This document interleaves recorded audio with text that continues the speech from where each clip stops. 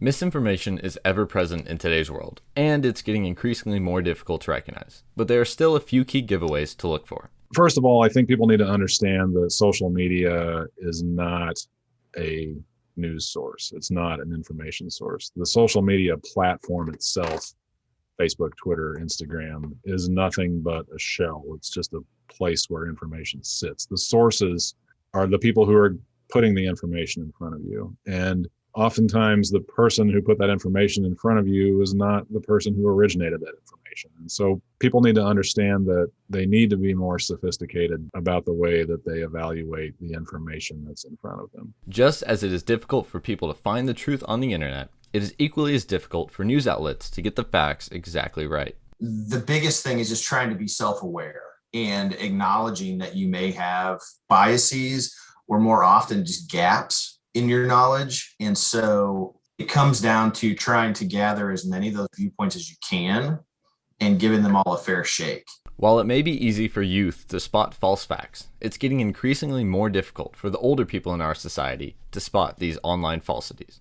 You'd think that older folks would have, with the experience and wisdom of a lot of years, would be more skeptical about information that's put in front of them. But what I'm observing is that in many cases, people who are my age or 10 to 20 to 30 years older are even more eager to believe and spread things that are misleading and unfair and not very, and that's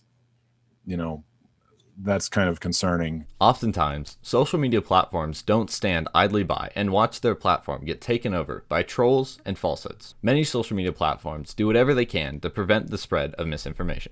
I mean, they have created something that they can't control. So the question is, what do they do in the future? I mean, obviously, all the major platforms, Twitter, Facebook, have taken steps to try to curtail what's going on. While companies try to fix the problem, they're usually not successful in their efforts.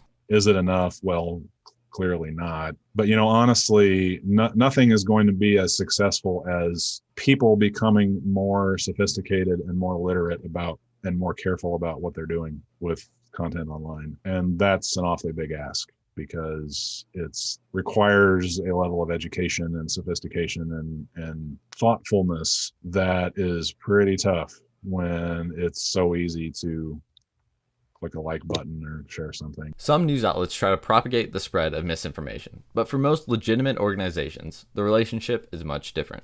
Legitimate news sites, I think that our relationship with misinformation is usually trying to confront it.